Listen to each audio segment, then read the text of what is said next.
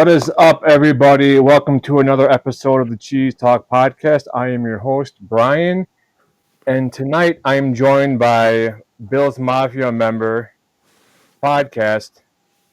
What is up? Hey man, how's it going? Happy to be back. I like the new intro. Yeah, I got to tweak it a little bit, but it's just kind of, I like to throw in that 13-time world champion, there with, and that's actually that Lombardi statue. There's a 3-story replica in Lambeau Field of the Lombardi Trophy. So that's was actually video I took the escalators going down, and I thought that was kind of cool. Oh man, that is cool. That's really cool. Yeah. So last time we talked, I think we were still in the regular season from last year, right? I think so. Yeah. So what are your thoughts on? Obviously, we're going on to week 2. Some of us are 2-0 already, but some of us are about to be 2-0. What are your thoughts on how the season ended last year for the Bills? It was a heartbreaking loss. I was rooting for the Bills, as most people may not know. I feel like I've been adopted by Bills Mafia as a second family on Twitter. So I always root for them whenever they're playing. And that game against the Chiefs, I still think it was a first down. But 100%. What are your thoughts on how you guys finished out the year last year, and then kind of like your outlook going into this upcoming or this current season now, as far as like the draft and any big signings you guys have done? Yeah. So I feel like it was obviously heartbreaking, and as Bills fans, you kind of get used to heartbreaking losses. That seems to be the narrative around us since forever. But in a way, it was kind of good because it put the main focus on what the team needed to do, and that's why I feel like going into the draft, we signed Joey Bosa, we signed Larry Ogunjobi out of from Pittsburgh, we signed Michael Hoyt from the Rams, and made a bunch of additions through the draft on our defensive line, and as well as corner and safety. So it really put a highlight on the fact that, we can't really, if our game plan every game is to just make sure that Josh Allen can go out there and win us a game, that can get you to the AFC Championship game. Eventually he's going to need some help around him, and he's going to need someone who can make a stop on the defensive side so that he can go out there and do what he does, like we saw in week 1, where you get one crucial stop, and then now you can go and win a football game. Yeah, that's huge. And like you said, you need more than just a quarterback to go out and win. You can't. That's why it's a team game. It ain't a person game. It's Granted, he might be like whatever, but you guys needed to, in my eyes, get James Cook back re-signed, because he's like part of the motor. If he ain't doing good, then obviously the teams know you guys are going to try to pass the ball and run with Josh Allen. So it's harder to plan for a defense when you have your receivers and a good running back and a good quarterback versus a good quarterback and receivers, because it just takes up part of the game. Yeah, 100%. We were definitely last year we did a good job of spreading the ball around. Right. And I've been saying it all off season. We did the same thing by adding Josh Palmer. Hopefully we get a healthy season out of Keon Coleman. And so while we don't have like a Stephon Diggs anymore, we took a pretty subpar wide receiver room from last year, and we made it just a little bit better kind of across the board. And, so that same strategy, but just with better players, I would say is kind of what we're doing this year. And yeah, huge to get James Cook re-signed, because now we have 2 tight ends who are pretty decent blockers and who can also catch the ball. We got Keon Coleman, Joshua Palmer, Elijah Moore, Curtis Samuel when he's healthy, James Cook. That's a lot for a defense to try and plan for, especially when you factor in Josh Allen into that mix of, is he going to pass? Is he going to run? Are you going to even be able to tackle him? Because he's the size of probably your biggest linebacker as well. So, he's it makes the offense tough to stop, because it's 6 or 7 guys on the field at any time who can hurt you. Right. You mentioned that, and I mean, obviously, I'm a Packers fan, but it brings me back to like Jordan Love. I mean, these last 2 games he's had, we started the season without Christian Watson. Jaden Reed broke his collarbone against the Commanders this last. But we had Wicks, and we had Malik Heath, and we had Tucker Kraft, huge tight end, great game. I mean, at one point he had 7 more yards than the whole Commanders offense. He had 108 yards receiving at one point, and the Commanders had 101 yards total. I mean, against the Lions, a team that just dog walked us last year, right at halftime, Jordan Love had like 9 different receivers catch a ball. I mean, that's classic. If you don't have that, and still we had Josh Jacobs chugging away, getting decent gains. You don't need to get 30-yard runs every time. Just chip away, then it opens up your pass, and your passing opens up your running. So, I mean, like you said, it's good to have all the running backs and the receivers all somewhat of a threat. You don't have to be an all-star receiver. Just go out there and run your route and catch the ball. Yeah, exactly. And I mean, it's crazy, Yeah, we've seen it with the Chiefs too, right? Like the dynasty of the league right now. Outside of having the best tight end, they're definitely a death by 1,000 cuts style offense as well that runs some creative play designs. But even after losing Tyreek Hill, they haven't really had that true wide receiver one, but they're still competitive every single year and still getting into the Super Bowl and all that kind of stuff. And it takes having a good quarterback and a bunch of guys who can make plays. And so I like that strategy overall. A bunch of guys that believe in the system. You don't want, what I'm saying? That's huge. If you have the guys that don't believe, they're not going to be giving you 100% every single time.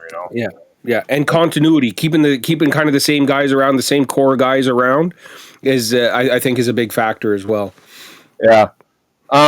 Just a quick jump. What do you think, and what were your thoughts of when you heard news of the Micah Parsons trade to Green Bay? The Bills fan in me was kind of pissed that he didn't come to Buffalo. I was really hoping Buffalo was gonna make a move on him.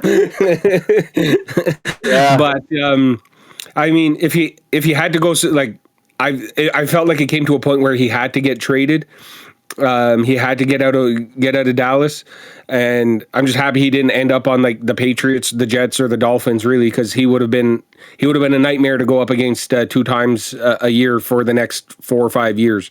Or the Chiefs, or even the Ravens. Ravens were rumored to get him too, and I think that Week 1 game's a little bit different if they have Micah Parsons on their defense, So.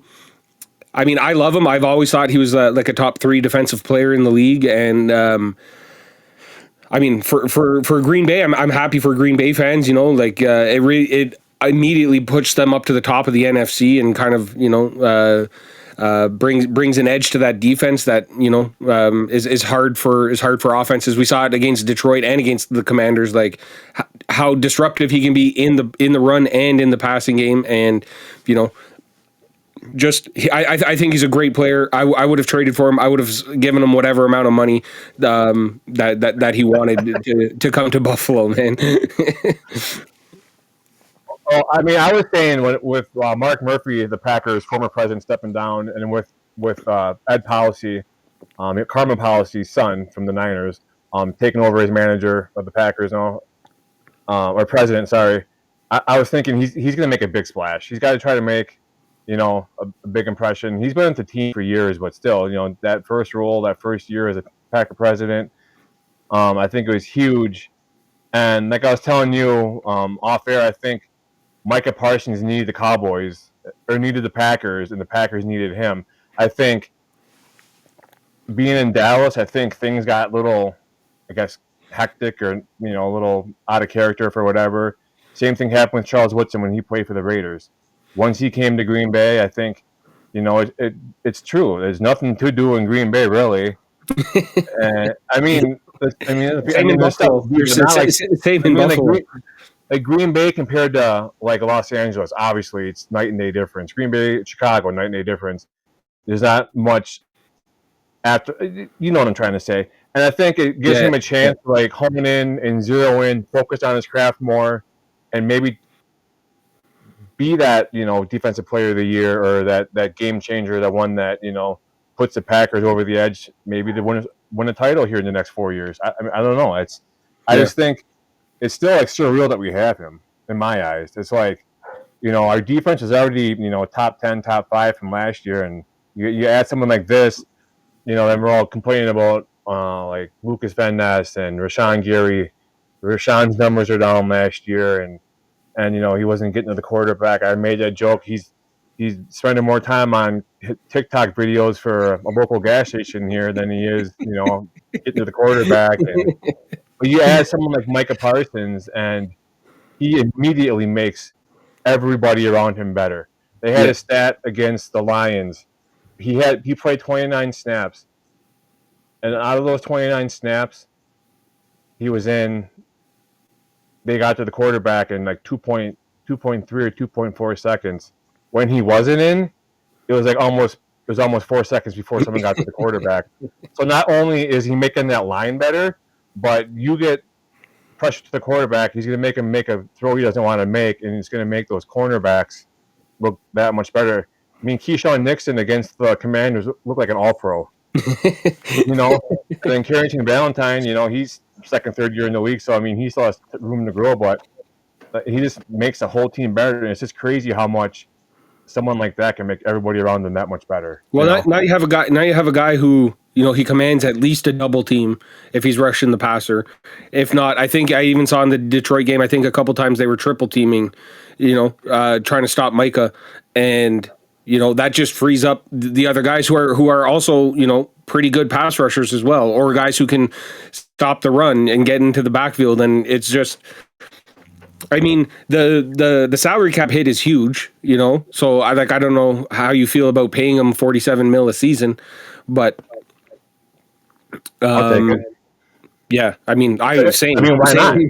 Same. I would have traded every starter on the Bills defense to clear the cap space to get Micah Parsons. So right now, I'm looking at. You remember when Rashawn Gary came into the league, right? Like he was like a terror. Like he was getting the quarterback. Yeah. Last year, 7.5 sacks through 17 games. I'm presuming that he played. Maybe not all 17, but this year. In 2 games, 2.5 sacks. Yeah, he's already has a third of the amount of sacks that he had last year with the addition of Parsons. Yeah, Yeah, and then you got young guys stepping up to fill the void of Kenny Clark. Kenny Clark, yeah, he was great for the Packers, but these last couple of years, his numbers have gone down. So, I mean, it's a 4-year age gap difference, and you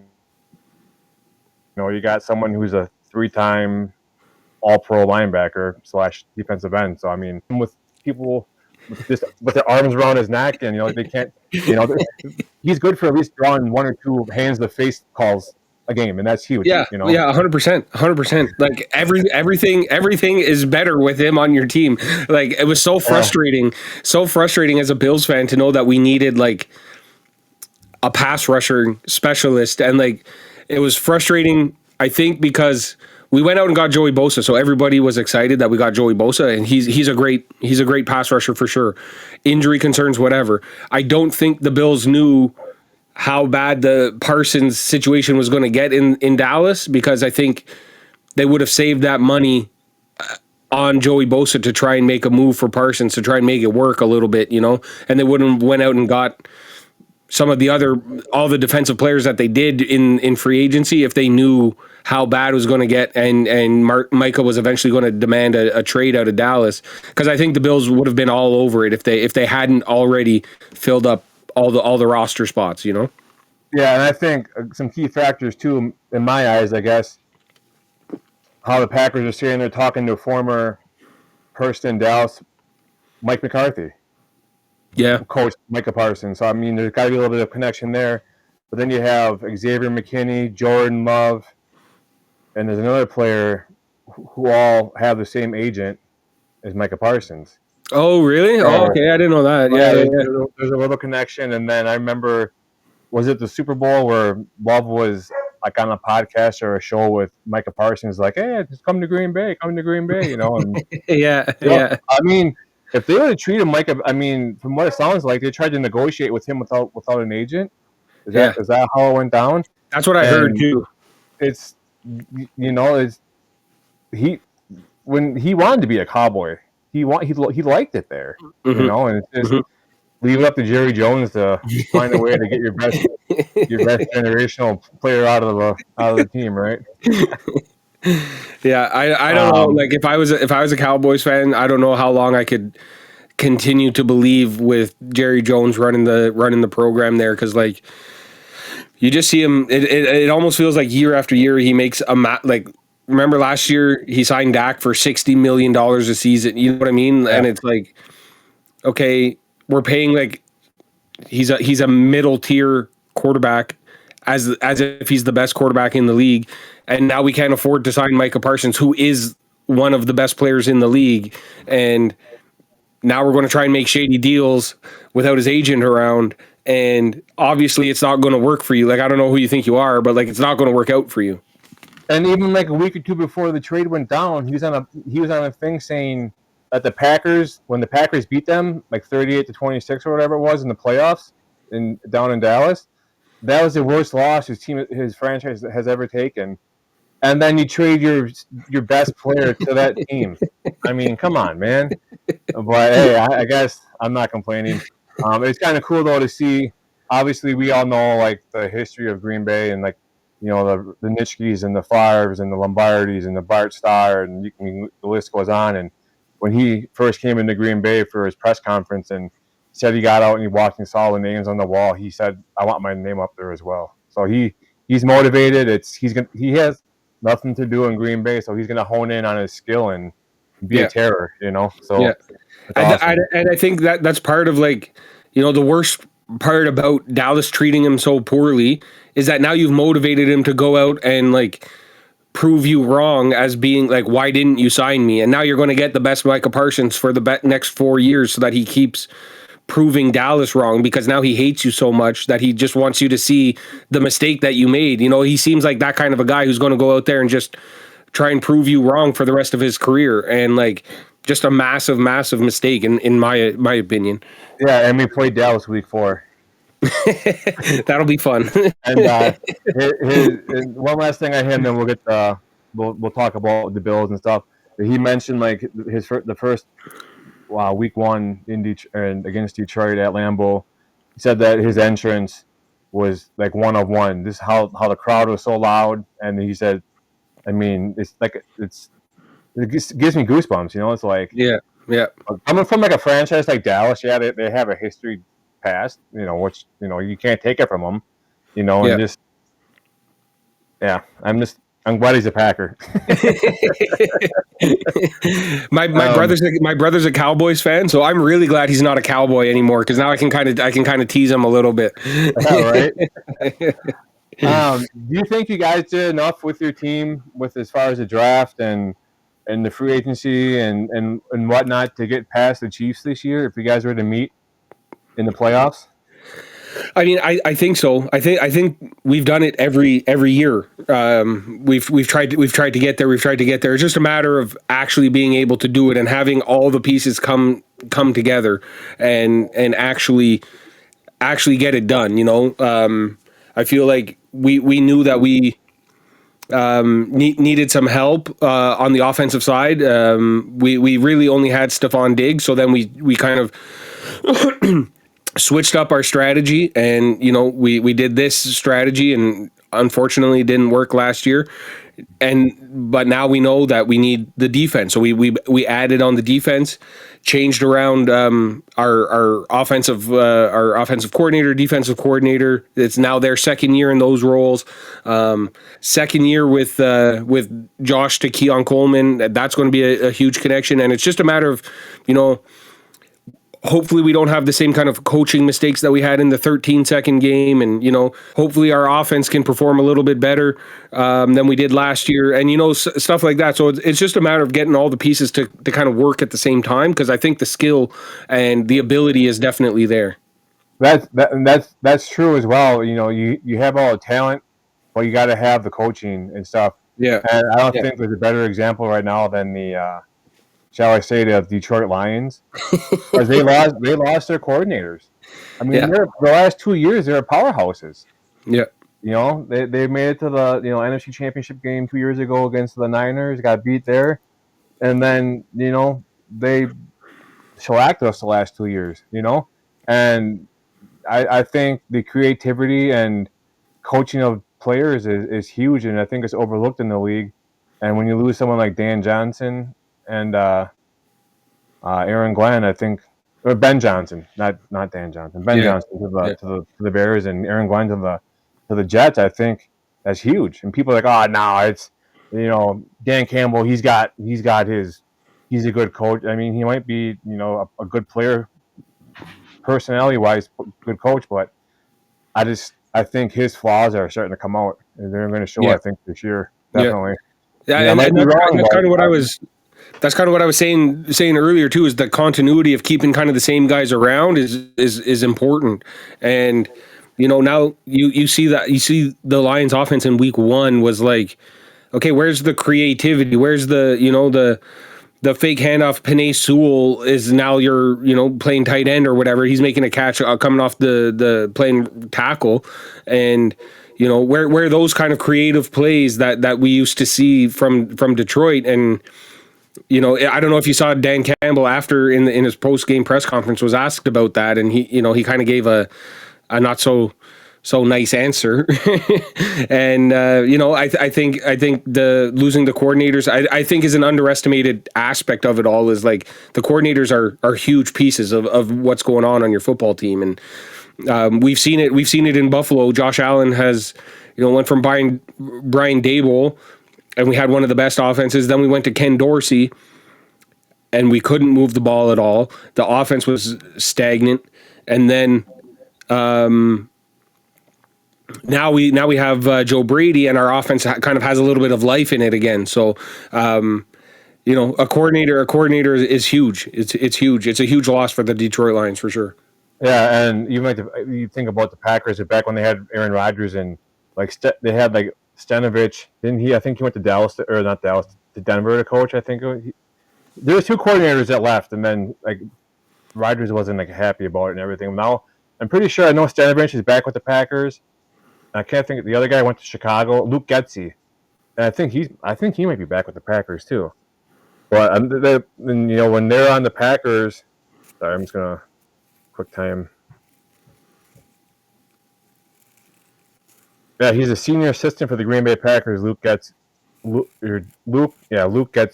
So yeah, I mean they're huge, and then you got Halfley carving up a defense that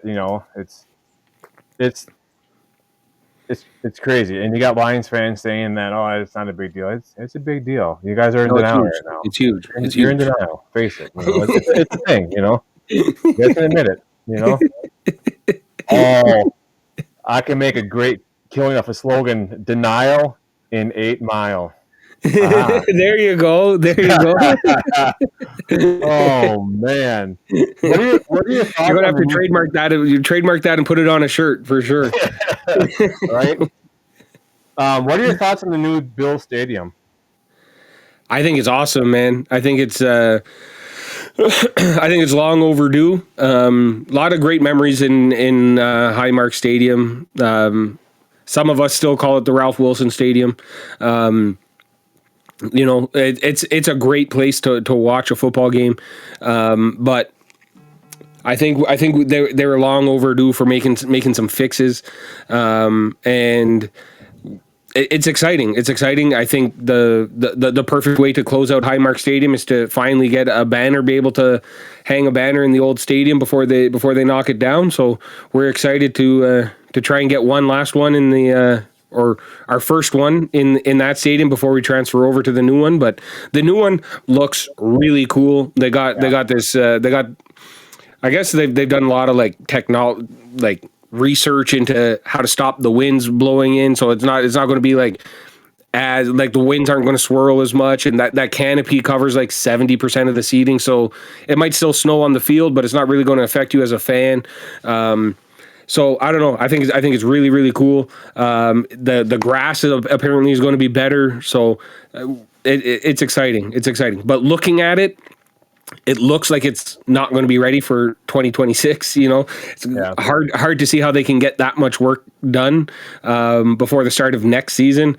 But It's exciting. It's definitely I don't live in Buffalo, but I know the people in Buffalo are super excited to get into the new stadium. Scott Norwood's like, where the hell is this when I played? Yeah, exactly. Exactly. Wait, what? What's that? No, it's but no, even like Lambeau Field, it's one of the I guess more iconic, and yeah, they could add a roof and all this stuff, but all the technology that's underneath the field, it's crazy. All the fiber optics and the heated field and all that, just and the drainage that they've put underneath, because I guess Buffalo's going to have it's going to be pretty much real grass, I think, and the drainage so that they can clear the snow out of there when they need to, or the rain when it's a downpour. So it's pretty cool. It's crazy what they can actually do, but. Yeah, it's crazy too. Like most stadiums are like, yeah, players if they wanted to, they could damn near live in that facility. You know? Yeah. So, yeah. There's a football stadium in Saskatchewan that does a CFL team, and they have on the walls they have it's just the keg, it's just the tap of the keg coming out of the wall, and so you just tap your credit card on the keg, and then you can fill it up as you're walking around the stadium, so you don't actually have to stand in the beer line. You can just walk right up to the thing and just start pouring the beer, and the kegs are inside the walls, and the taps just kind of go all over the place. It's pretty crazy. That sounds pretty crazy. Sounds like an expensive game.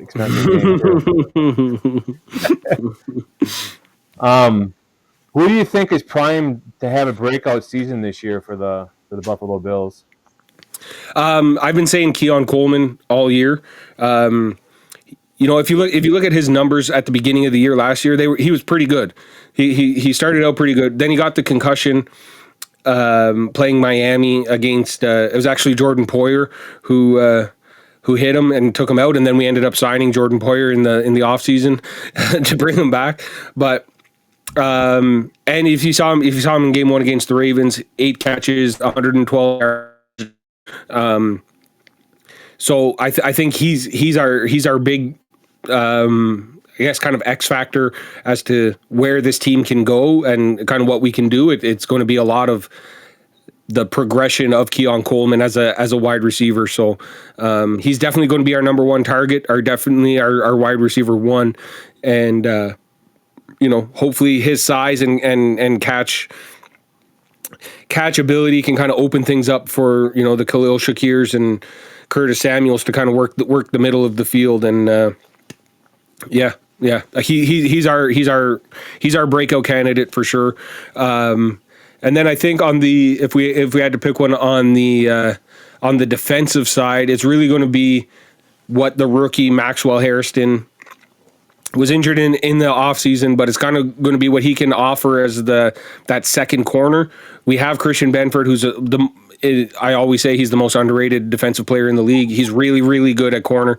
And then we have we don't know yet, but hopefully he turns into a really good corner as well, and we can kind of start locking things down on the defensive side of the ball.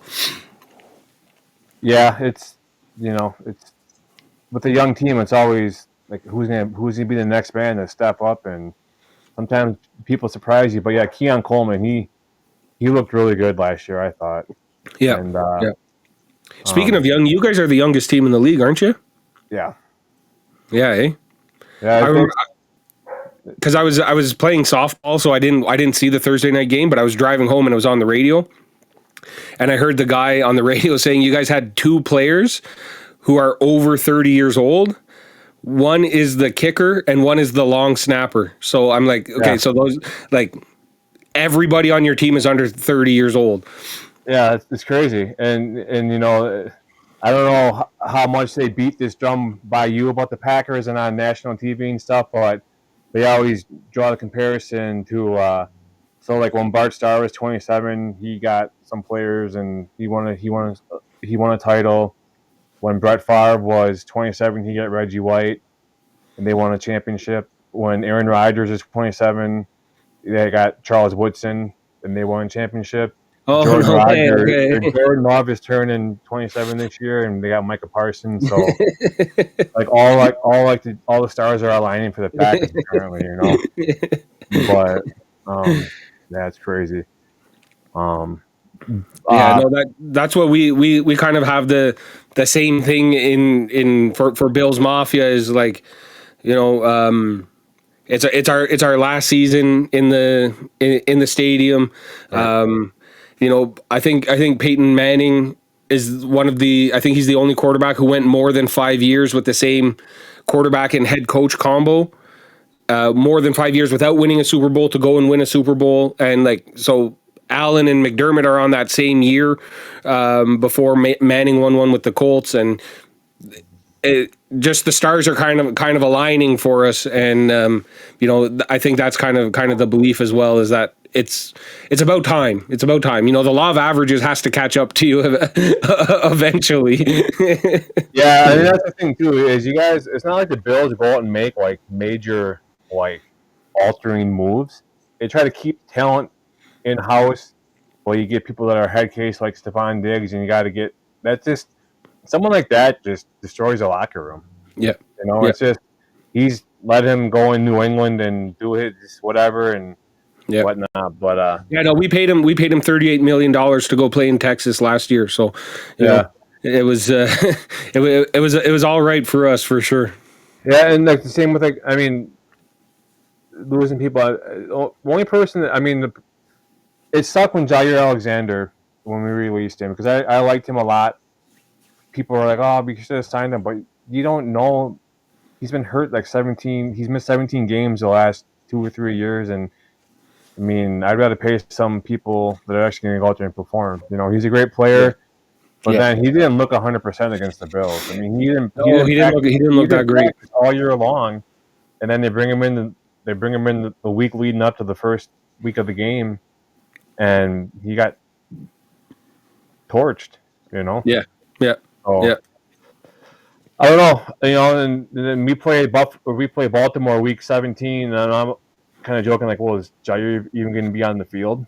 You know, is he going to be on IR? You know, I hate to say something like that, but it's or like, you know, like they might have someone who's just better than him because he looks like he's lost a step. You know, he's not that same kind of lockdown, shutdown guy that was on the Green Bay roster. That's for sure. And that knee issue that he was having in training camp was the same knee issue that he had when he was in Green Bay. So it's like, you know, how do you think Keon Coleman will do? Catches, yards, touchdowns, I guess. Oh, geez, I don't know, but I think he's going to be like I don't think he's a like 100 reception a year kind of guy. I think he's more like in that 80-ish range for catches. But I think he's going to get lots of touchdowns because he's our red zone, you know, jump ball contested catch guy. So, you know, I think he gets, you know, maybe I don't know. I think he'll get a lot of touchdowns. Is what I think he would do. To put a yard total on him, we haven't really. Last year we didn't have anybody get over 1,000 yards receiving, so I don't see him getting over 1,000 yards. Maybe 700-800 yards of catching. You know, but I think the big thing is just using him properly. He's not a great separator. You know, he's not going to break. He doesn't have breakaway speed, but he's more physical than your DB, and he can catch the ball when the guys are draped all over him, and that's kind of who we need him to be. And if he can do that, then I think there's no telling how far he can go. Sure. You think Joey Bosa gets 10+ sacks?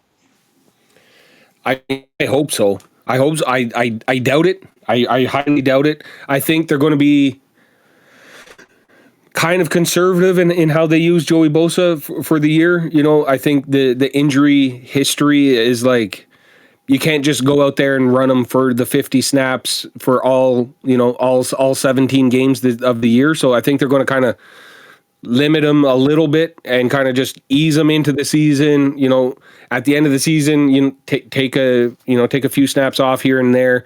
Just get ready. Just as long as he's healthy for the last 3 games of the season. That's really all that we need out of Joey Bosa. So I don't see him getting over 10 sacks this year. I think we'll be getting more sacks out of. I'd say Greg Rousseau will have more sacks than Joey Bosa this year. Okay. Yeah, I mean, if he gets 10 plus sacks, more power to him, right? Yeah, exactly. I mean, obviously, try and get the 10, but you don't hide and be upset when he doesn't get it. Yeah, exactly.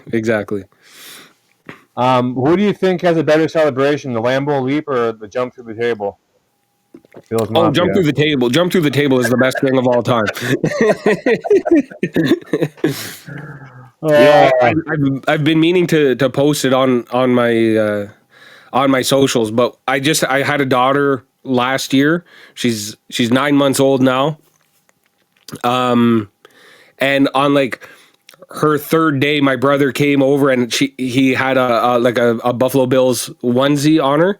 So I'm building like a little like fake table that I can like kind of lower her down through to like break the table a little bit, and so yeah, I think jumping through the table is the best. Some of the stuff that you see in the Bills parking lot, like the guy who gets covered in mustard and ketchup, I think that's gross and that's a little bit out there for me. But jumping through the table, I think, is the best celebration in all of sports. I think it's awesome.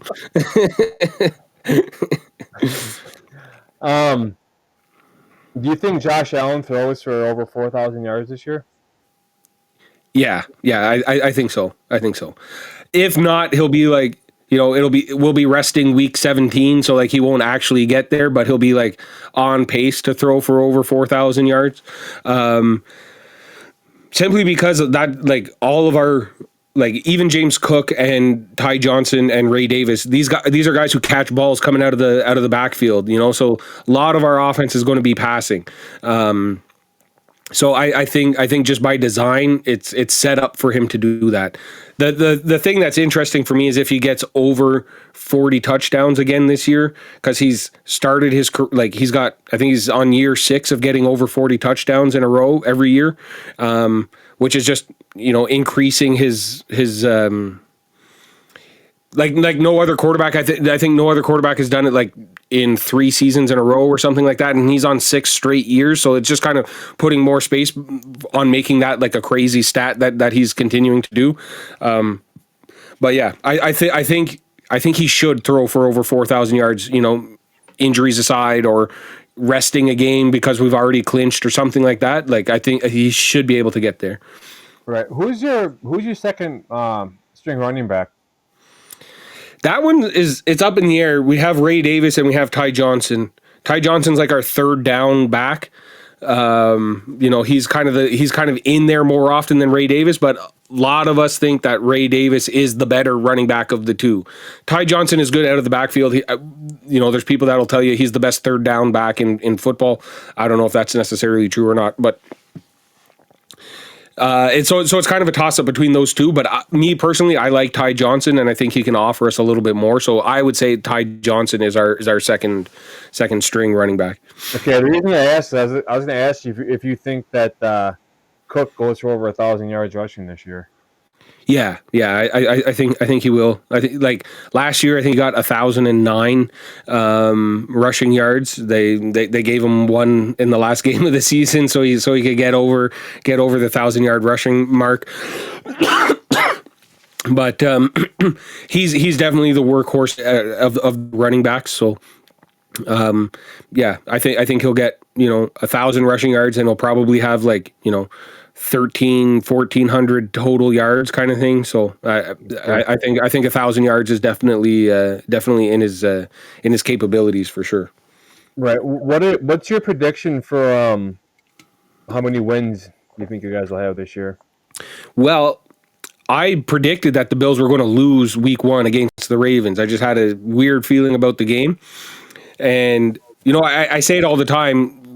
We are to the Baltimore Ravens what Kansas City is to us, and like they'll beat us in the regular season, but we'll beat them in the playoffs. So I just kind of thought that's how the game was going to go, and even with that, I still had the Bills at 13 wins this year. So now I don't know. I feel kind of crazy predicting a 14-win season. That feels like a lot. So we snuck away with a win. So we'll probably lose a game that we should win somewhere else in the season. So I think we're a 13-win team. Yeah, I was guessing like 11-6, 12-5 for the Packers before we got Parsons, but I still think there's gonna be a couple of games that are gonna be like, what the hell just happened? Yeah.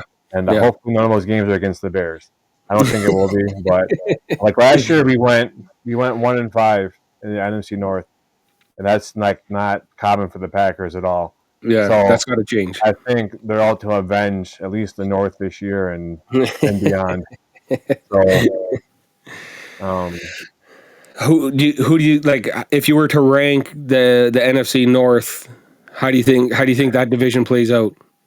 Well, I did this before we even got Parsons, like I said. And I had like either the Lions or the Packers at 1-2, but it's because in my eyes, from what I saw last year, that's like what I thought, top 2-tier teams are in the North.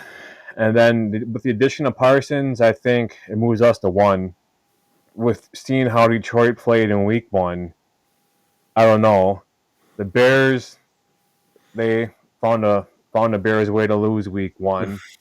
And so right now, I guess I would say, from what I've seen after Week 1, I know it's whatever, but preseason is so watered down. You don't know what to expect. You don't know, like, this is the first 2 games the Packers have played as a whole. I mean, it's so hard to predict in the preseason. So I have Packers, Vikings, and then probably Lions and Bears. Yeah. Finishing up just because, Yeah. If I didn't know anything about you, just the way you always throw shade at Chicago Bears, you always find a way in every answer to put down Chicago Bears. If I knew nothing about you, I would know that you're a Packers fan just based on that. Oh yeah, Packers fan. Oh, we beat you guys last year, and when you guys beat us on that blocked field goal, it was an illegal block because you defended did something illegal. I'm like, well, these refs are so good. If it's illegal, I'm sure they would have thrown a flag, But and when they beat us, we had second string guys in there. We were already in the playoffs. I mean, really? Okay, if that's what you want to, I guess talk about, whatever. And the Lions just straight came out and punched us in the mouth both games. I mean, nothing. It all goes back to, I always said, you have that 3 to 4 second window to get to that quarterback to disrupt his momentum, disrupt his throw. And with the addition of Parsons, and we're getting there, 2.5 seconds. We're getting to the quarterback. So we're definitely seeing a change in the Packers' rush defense. So that's good. I think that's going to help them tremendously this year. So, who do you think wins the AFC and the NFC this year? Well, I mean, preseason, I had picked Detroit actually to make it to the Super Bowl. I've since recanted that prediction. But I think the NFC is going to come down to Philly and Green Bay. I'm leaning towards Philadelphia right now just because they just seem like the best roster, the best all around team. And then I think this is, we say this every year. People are starting to call us Dallas Cowboys fans the way that we say that this is our year. But I really do think that it's Buffalo's turn to get into the Super Bowl this year. So I have Bills, Eagles in the Super Bowl. Okay.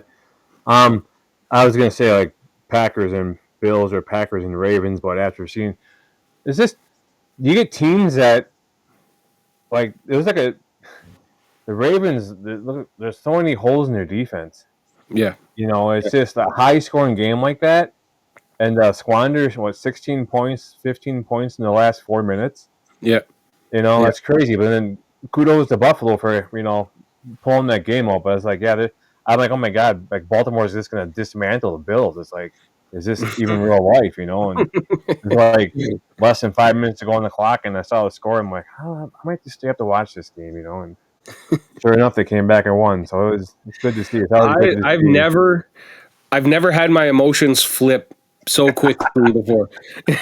If you would have saw me halfway through the third quarter, I was like, it looked like I was a guy on the edge, like I was on the brink, and if you saw me at the end of the game, I was trying to celebrate, but I had a 9-month-old trying to sleep upstairs, so I couldn't scream too loud.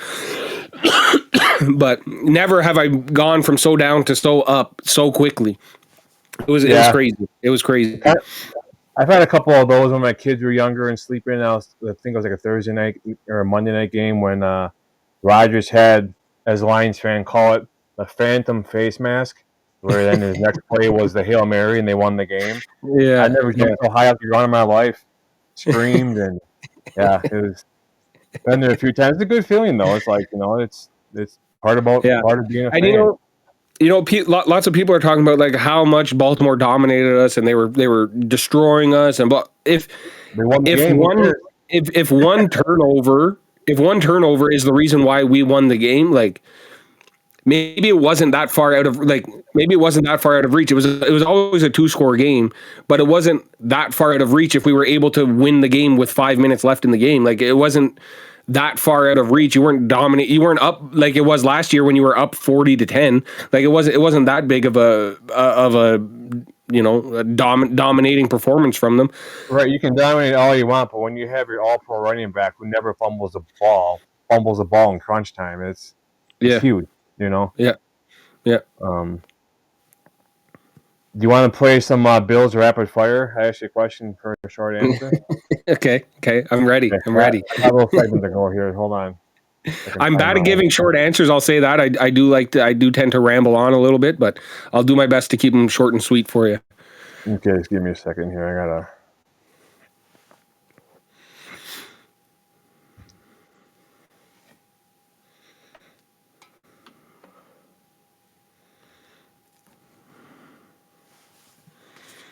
Come on.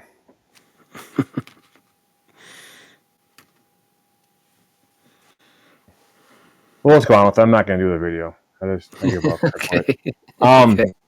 Bills rapid fire. Red helmets or white helmets? Red helmets all day. Okay. More annoying rival, Pats or the Dolphins? Dolphins. Because the Patriots at least can back it up. Miami has nothing to back it up with, so they're the most annoying. Yeah. Rather have all-time offense or defense? Defense. I like seeing the defense. Defense wins championships, right?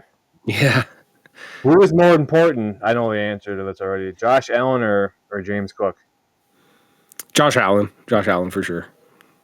Best rivalry, Dolphins, Pats, or Jets? I'll say Patriots. I mean, they dominated us. When Tom Brady was around, but right currently we don't really have a rival in the division, so I'll just say Patriots. Yeah, overall AFC division, I'd say the Chiefs for sure. That's 100%. In the last few years. Yeah. If the Bills won a championship, would you jump through a table? 100%. 100%. What's your limit of height that you jump from? Well, I'm 6'4", so the farthest I jump is 6 feet off the ground. I feel like that's good enough. Man, you're 6'4"? Wow. Yeah. Marv Levy or Sean McDermott? Marv Levy. Jim Kelly, Bruce Smith, or Thurman Thomas?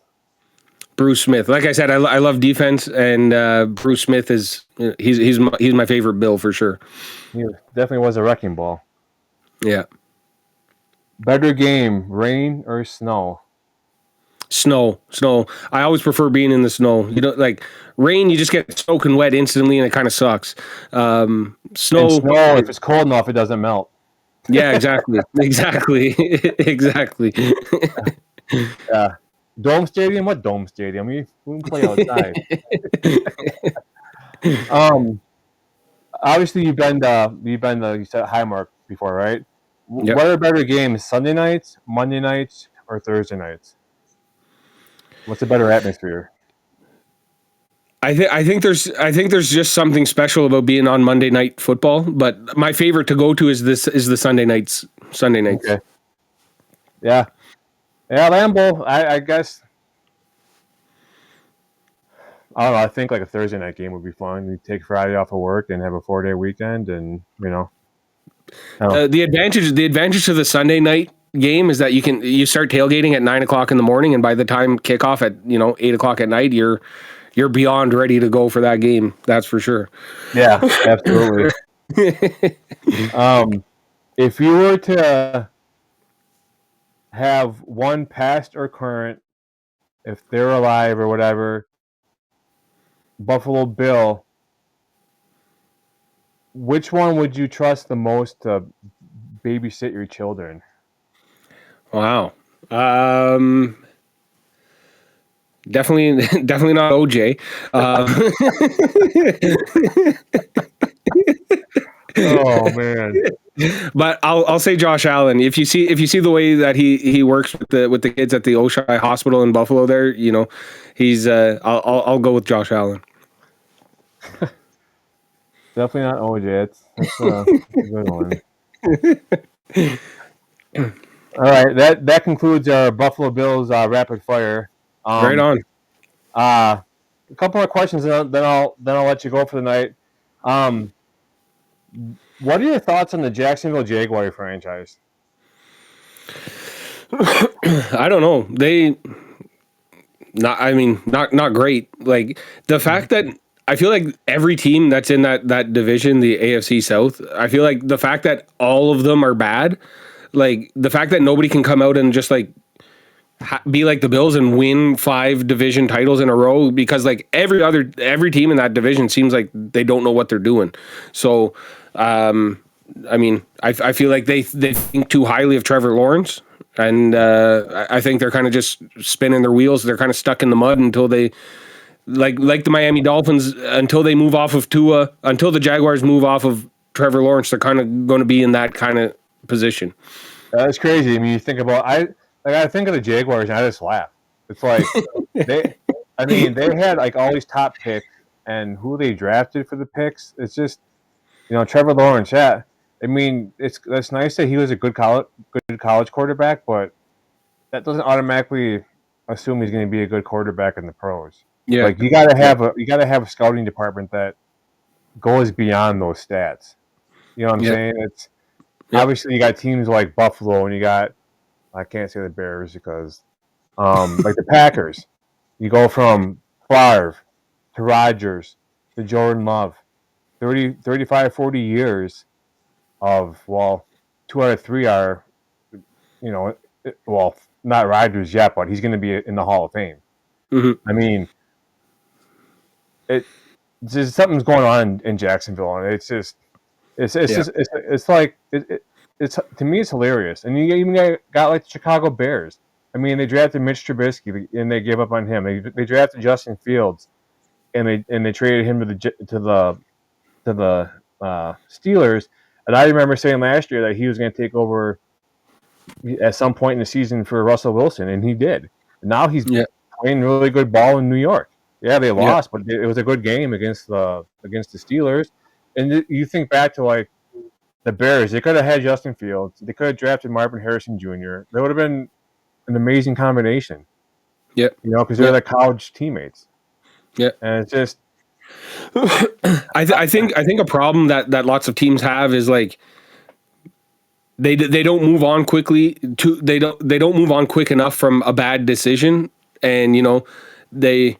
Like Jacksonville was super stoked to get Trevor Lawrence with the first overall pick. Here he comes as a great college quarterback, blah, blah, blah. He's going to turn around the franchise. And it's been, 4 seasons, maybe, I don't know, but something like that. And it's like, okay, now you got to move on. And you like, don't be stuck to the fact that you took him first overall. It's okay. Just move on. Find someone else. It's obviously not working for you guys. Like, don't stick just because you made this decision in the past. Don't continue making the same decision that you're making now. Right. I mean, look at again. I'm going to bring up the Bills. Where is Josh Allen from? What, Wyoming? Yeah. Where is Jordan Love? Utah State or Utah? Yeah. Utah State, I think. I mean, it's not like they're out there winning and you didn't even look at Deshaun Watson. I mean, when he came into the league for the Texans, he was decent. Then he got obviously wrapped up, and he got all that. all that. Then he ended up going to the Browns and fleecing them out of how much money? It's just like some of these guys need to do like better job with their scouting and just not what they do. Like even Patrick Mahomes was what he was at, like Texas Tech, like the some of the like, and Lamar at Louisville. Like some of these guys aren't from the Alabamas and kind of some of the upper tier university programs. Yeah, and it's crazy and how like the college quarterback translate to the NFL. You look at Johnny Manziel, you look at who's the other quarterback that went to the Browns? Well, I mean, the Browns organization is just a dumpster fire there too. But even like Shedeur Sanders, he was. I mean, he didn't do anything really good in college, in my eyes. You know what I'm saying? He played in a bad conference, and had like a 500 record in a bad conference, and there's nothing really to show for the university. I mean, and you get your number retired. I mean, that's just it's just like it just. Then he's drafted. He's like a 5th round draft pick. I remember I was at Lambeau Field for the draft, right? And I went for day 2 and 3. I met up with some people there, and actually met up with Mr. First Down, Titans. Okay, cool. Yeah. Nice. We're planning on meeting up, and it's like trying to text back and forth, and his response. There's just so much going on and whatnot, and I happened to get there, and I'm walking up towards whatever, and see this guy with big old foam cowboy hat on and big, blue and white boas around his neck, and he's sitting there like walking, holding the drink in his hand. It's like, hey, I know that guy, right? Met up with him and some other people, but yeah, it was pretty cool. But I was walking. I remember I was with my kids. I think it was day 3 when Shedeur got drafted, and I remember like the whole crowd there just went like. It's like, oh, it's like he's terrible. It's kind of his dad, But yeah, whatever. Travis Hunter, I'm kind of excited to see what he can do because I know he was a stud on offense and defense. I think he's more of a defender though than he is offense. That's just my opinion. But. Yeah, like I said, I need to get more into college football because I didn't really watch him. I didn't really see him much in college. But yeah, I mean. I think it's going to be extremely tough to get a guy to play both ways in the NFL the way that it's run right now. But I mean, if he can, I'm excited to see him try. Right. I think it'd be cool. Even like in college, I remember back when, like in the late '90s, for Michigan, Charles Woodson played both ways, but he was more obviously. He's probably about 90 to 95%. He played defense and then he played offense maybe like a handful of times every game, but when he was in offense, he had big catches. He had, he was legit a both way stud, and I mean, Dallas did that with Deion Sanders. They played him. They had special offensive packages that included him, but. I don't think you can be a true, okay, you're going to go out there and play 3 snaps on defense, force a 3 and out, come back and play on offense at the same time. Like you can't just be on the field for the full 60 minutes. It's going to be crazy. So right. I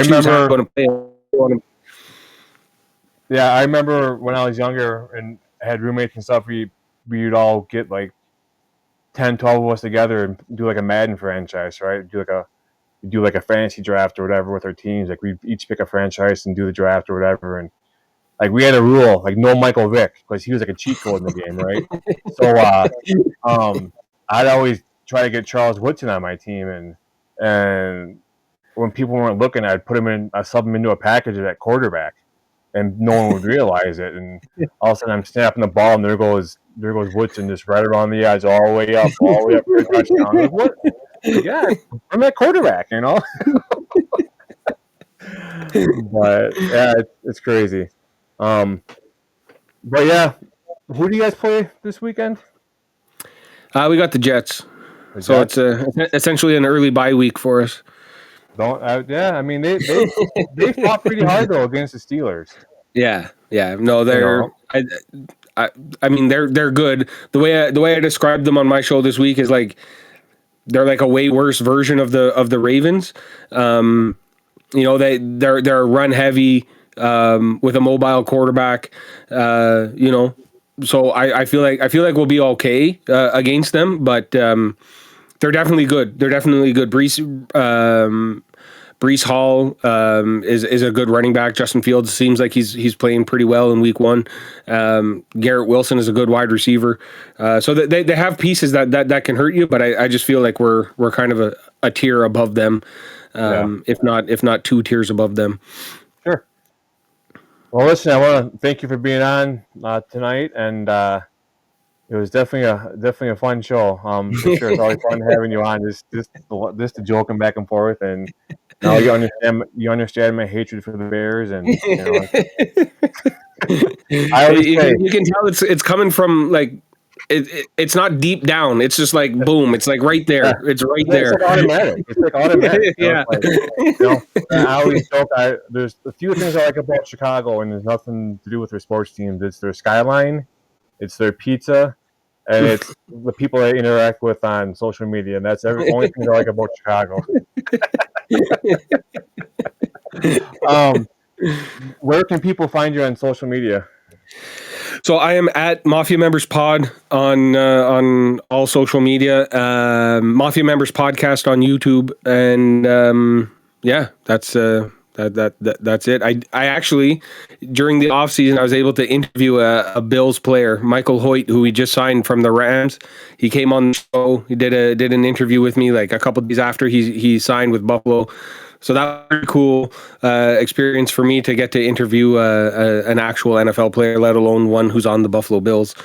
If you were to see my DMs to Josh Allen asking him to come on my show, it's pretty crazy how many times I've done it. I'm surprised I don't have like a cease and desist order yet. But that was pretty cool. So that's up on my YouTube there. So go check that out, because that was pretty cool experience for me. Yeah, I'll put your link in my description for my YouTube video when I upload it. So okay, awesome.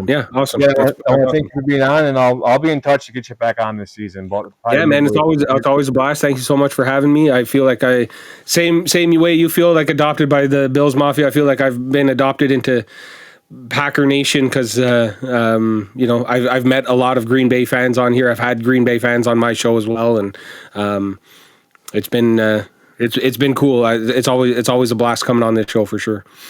Yeah, one of these days you'll have to have me on. Yeah, for sure. I will, absolutely. But for sure. Thanks again. A Super Bowl preview show. We'll get you on when it's Bills Packers in the going into the Super Bowl. I gotta wait that long. Come on, man.